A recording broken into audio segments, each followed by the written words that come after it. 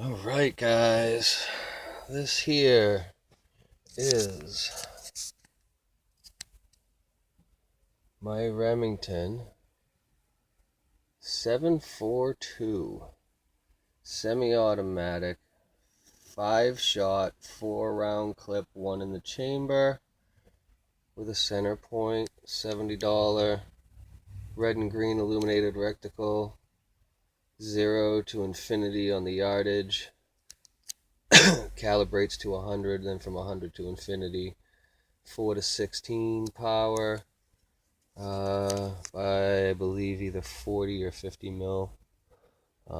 It's really nice. It's a nice little setup, as you can see. It's got some really good adjustment features.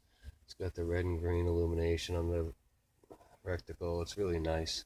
It's got some nice checkering on the stock and on the foregrip.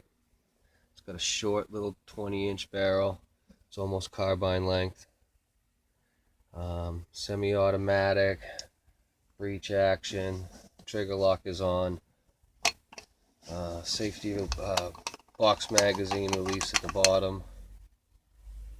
Shows you here. Looks almost just like the other one.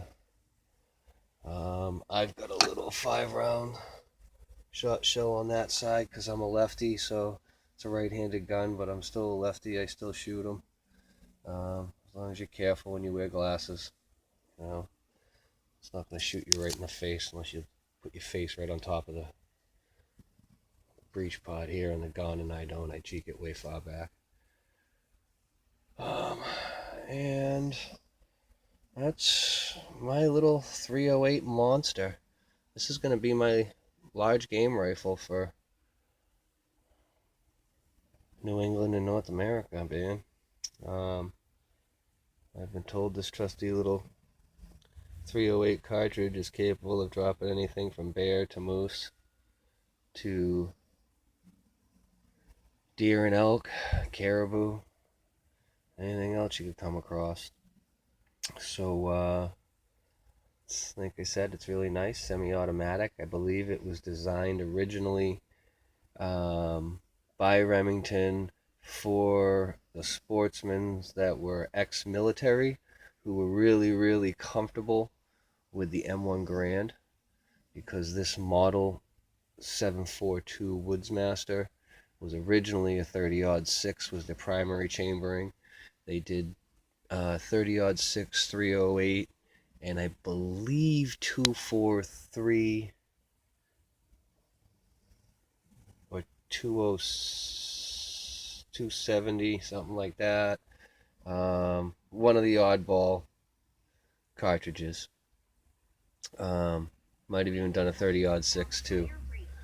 And I'm, one of those Magnum 300s or something. But it's been said to be, if used not as a self-defense rifle and hammering rounds through it, but used truly as a hunting rifle, where you take 1 or 2 shots a year for your deer and a couple of shots a year just to make sure that the optics are working and that it's sighted in, then this gun should last you a lifetime and be absolutely reliable and dependable all the time. So I was told if you overshoot them, the slides tend to wear out because it's made out of 2 different metals on the receiver and the slides. So one of them's softer and it wears out. When they wear out, whichever one is the softer isn't supposedly replaceable, so you have to find a parts gun. It's not to say you couldn't just have somebody machine you the part. So if you really like the gun, you want to keep it. No sense in having a wall hanger if you don't need to. So,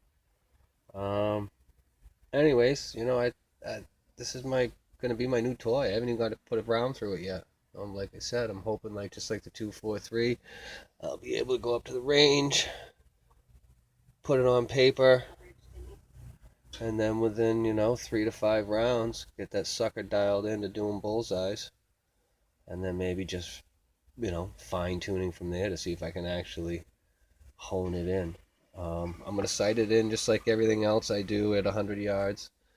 I'll put it on paper at 50 and get it shooting bullseyes you know, double shooting bullseyes if I can.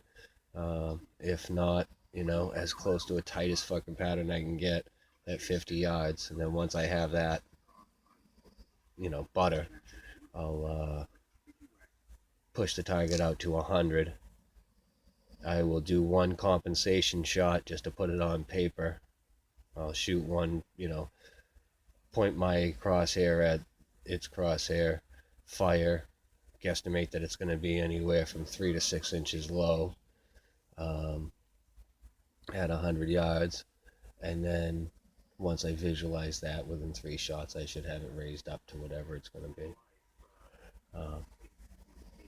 You know, if you're shooting in flat wind, the windage, once you get your windage centered, you're centered. So that doesn't matter. It's just about, you know, changing your elevation at the different distances.